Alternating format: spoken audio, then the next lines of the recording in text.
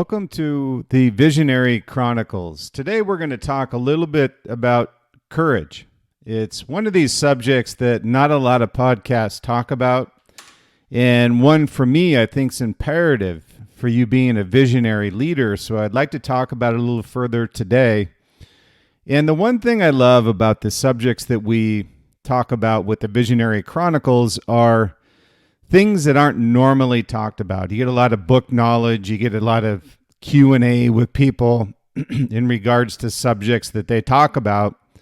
But really what we talk about with the Visionary Chronicles are things that leaders can apply every day, not only in their life professionally, but also personally. And I think courage is absolutely one of these subjects that leaders need to understand, not only what courage is, but obviously the benefit of courage, but also the challenge of courage. Not a lot of people have it because not a lot of people want to have it.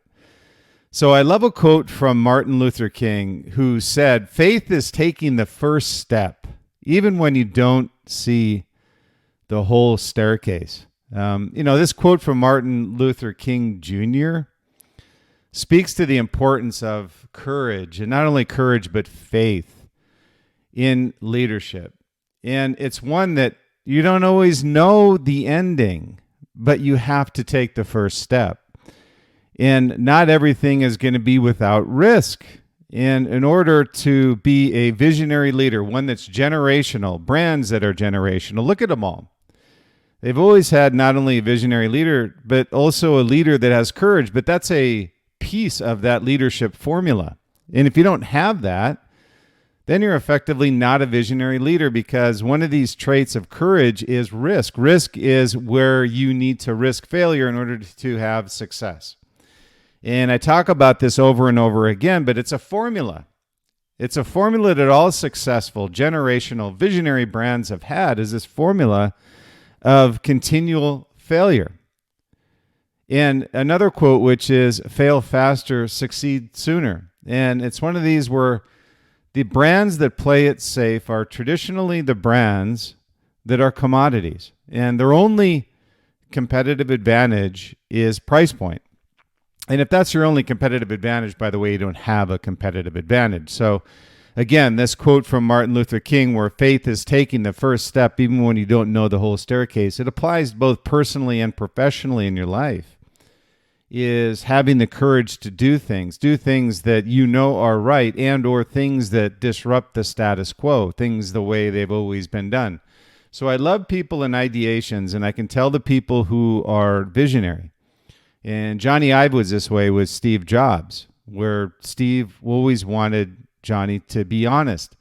And I find that example to be ironic, because most brands that we work with Liquid Mind, when we do this ideation, this leadership path, they're afraid to speak up for being punished for having a wild or crazy idea. Or more often than not, it becomes a criticism of how you currently do things. And some leaders just can't handle that. So this courage principle needs to be from the top down. You need to be able to be vocal. You need to be able to express your opinion, and it needs to be heard. And if it makes sense, adopted inside of your company. It's a piece of that formula, I call it, with the visionary brand, which is, in order to become visionary and generational, you need to have these principles in place. So, doing this creates momentum, and it builds confidence, which can help you navigate the challenges that you will inevitably face. And I say the most recent one, obviously, that we talk about is COVID. But you're going to have continual storms. And I kind of use this analogy with storms when we talk to brands through Liquid Mind in our leadership series. And we talk about anchoring your boat, being in the penthouse, waiting for the storm to pass, or being offshore, or being in the heart of the storm. And eventually it passes. And if you think of those different areas of where you are in your businesses and the challenges that you face, one is the safest. You're on shore, you're in your penthouse, having meals served to you, and there's no risk. And then there's going from the dock to being anchored offshore to being slightly in the waves and then actually in the storm itself. And the difference between those areas of where you are with your company and your brand and the risk that you take is that when you're in the middle of the storm, eventually that storm passes. And guess who's in the lead and has weathered that storm when it does pass? It's not those that are in the penthouse getting meals served to them. It's those that are out on the water already catching their sails and moving past the competition. So it's a great analogy that we use of where would you rather be?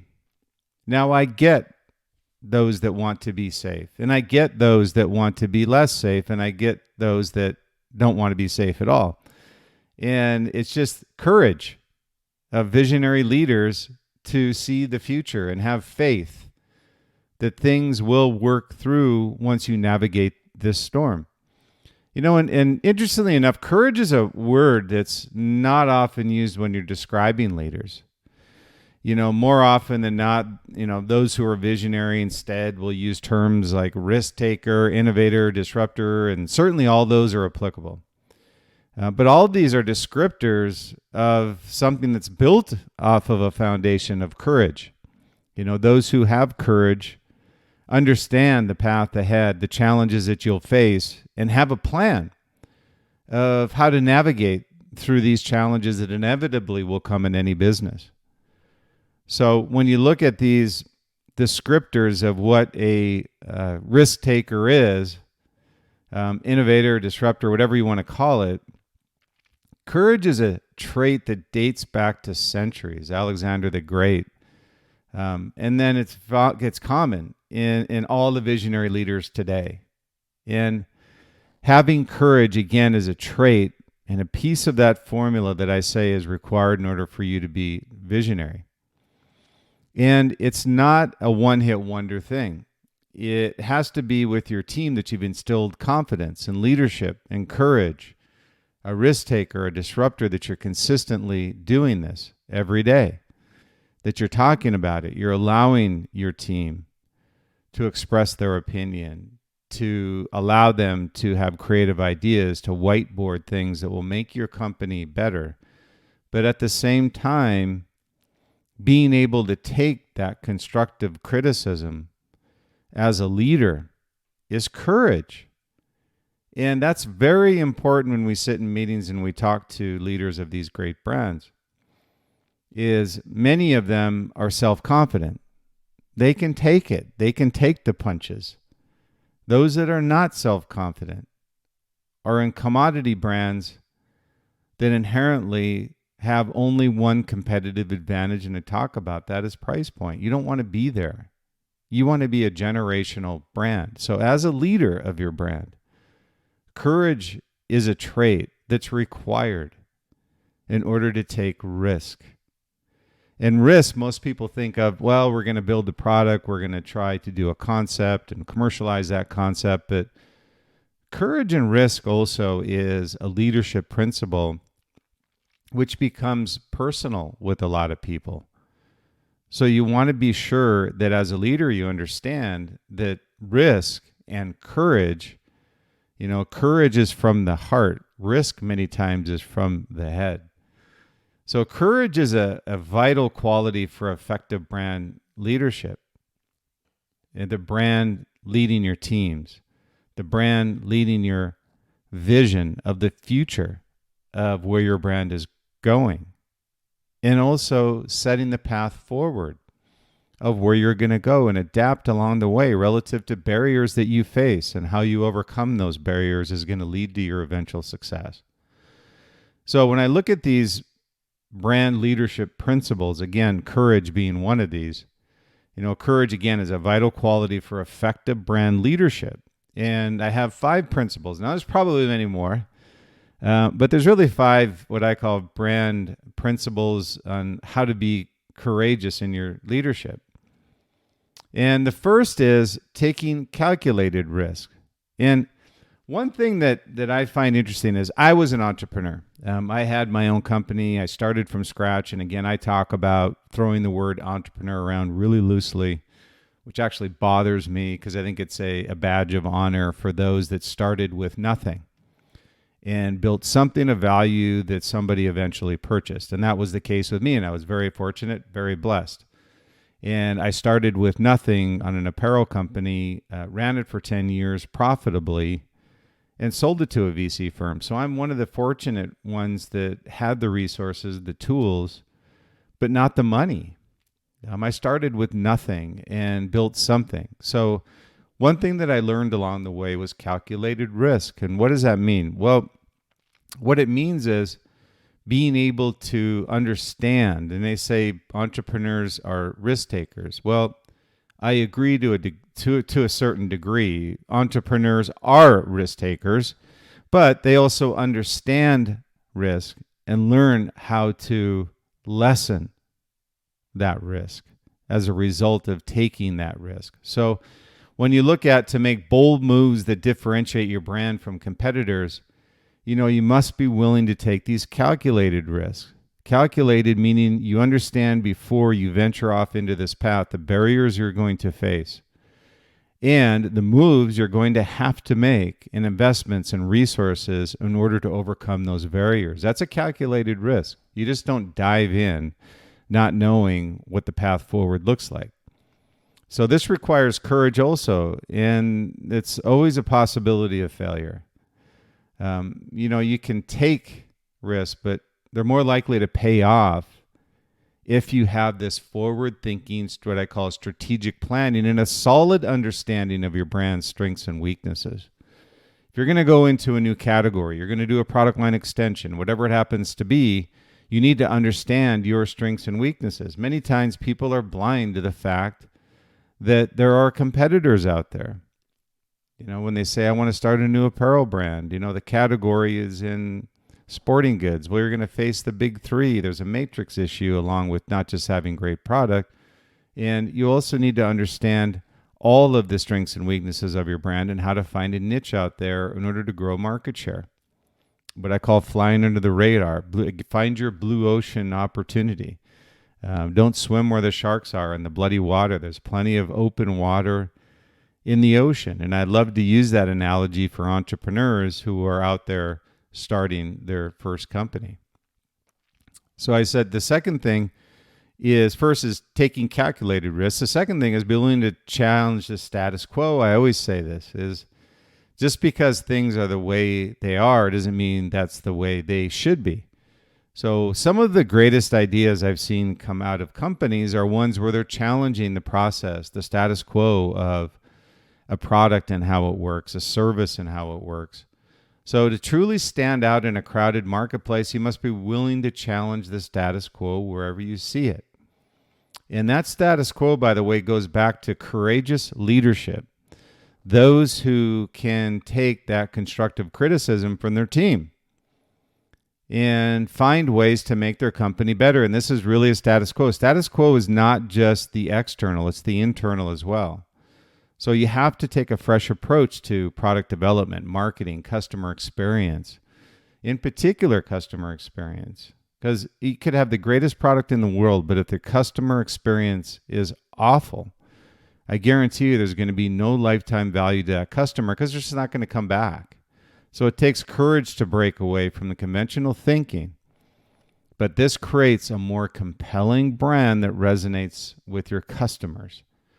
So make sure that you're always challenging the status quo because it will not only give you a competitive point of difference, but it'll also give you more loyalty with your customers long term. Number 3 is stand up for your beliefs. And, a strong brand stands for something. So to communicate your brand values and beliefs effectively, you need to be willing to stand up for what you believe in. And I'm not saying, again, this is really a case of there isn't any one-hit wonders here. So don't do it once. Have your team see you do it over and over again. And also instill that confidence into your team to have courageous thinking. So this means you're going to take a stance on controversial issues. Communicating your brand's position clearly and confidently and consistently. So stand up for your beliefs is number 3. Embrace change is number 4. Change is inevitable. And I've seen so many brands out there that just say again and again, well, things are going fine. Well, things are going fine until a competitor sneaks up on you, runs you over, and then things aren't fine. So you constantly need to be changing, evolving. So embrace change, talk about change, implement change. Change is inevitable and takes courage to embrace it. It takes the most courage to embrace it, but the most successful company on the planet embraces it on every product iteration. Apple could have the best-selling product in the world, and they change it. They do a new iteration. They may completely disrupt what they're currently doing, and they'll shelf a product that may be on the peak of their demand curve. It's unreal and unbelievable, but I use Apple as an example all the time because there's so many examples of a visionary brand and company that you can apply to your brand as well. So as a brand leader, you need to be willing to adapt to changing market conditions, customer preferences, technological advances. We're talking about artificial intelligence. With Liquid Mind, with our customers right now, we're implementing the OpenAI. We're doing Chat GPT. And so we are working with them on technological advancements that, yes, will disrupt not only their external strategy, but their internal as well. Things are going to change, but you need to embrace this change or you're inevitably going to fall behind.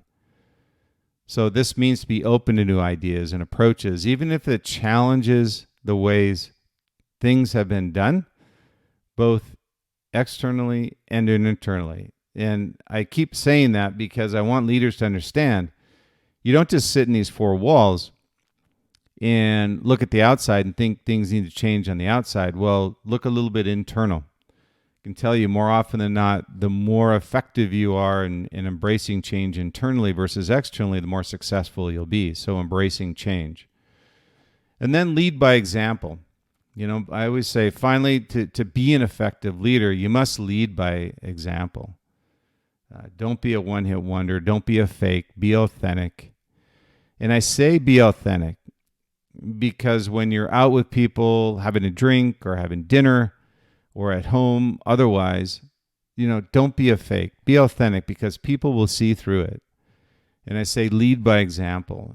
So make sure you're demonstrating change and courage, in your actions, in your decisions, and inspiring your team to do the same. I think that's a really important aspect of this whole courage trait. It's inherent in all visionary leaders.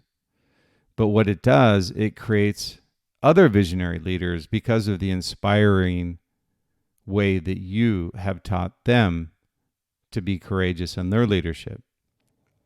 So when your team sees that, you're willing to take risks, challenge the status quo, and stand up for your beliefs, they're more likely to do the same. Nobody wants to step out in the plank by themselves and then get thrown overboard.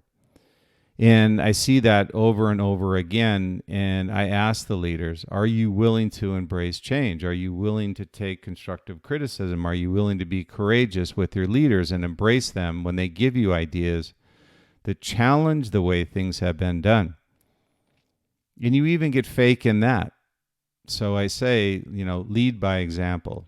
So again, what I say is this, courage is a vital quality for effective brand leadership. And there's 5 principles that we talk about. 1 is taking calculated risks. Number 2 is be willing to challenge the status quo, both internally and externally. Number 3 is stand up for your beliefs. Don't just go along for the ride. Stand up for your beliefs. Make a change. Be different. Embrace change is number 4. And then lead by example is number 5. Don't just say, but do. Lead by example. So each of these is a foundational pillar of those who have the courage to risk being different. And it's interesting sentence, the risk, the courage, and to risk being different. It's a interesting way to look at leadership and those that are successful. And so each of these, having the courage to risk being different, successful, and relentless in pursuing their vision are those who have courage. They inspire others through their faith, make others better through creating a culture of success, and they always stand by their decisions and are models for others to learn from as they progress in their life. So it's a great principle to be courageous, and don't just think risk, because a byproduct of courage is risk. You can't take risk unless you have courage. Those two have to be together in a visionary leader. So I say stay true, stay authentic, be different, and be great. Enjoy your journey along the way, and thank you so much for your time today again with the Visionary Chronicles podcast. And if I hadn't mentioned it previously, we're very proud as well to be the Visionary Chronicles ranked #1 global visionary podcast and top 50 marketing podcast by Feedspot, both in 2022 and 23. So we're very proud of that as well. And thank you to all of our subscribers and listeners. And we understand your time is limited. Please, if you can, and like what we're talking about here at the Visionary Chronicles podcast, go to Spotify. We're actually on Podbean, Spotify, Apple Podcasts, Google Play, iHeart, all of the podcast channels, and would appreciate your feedback and support.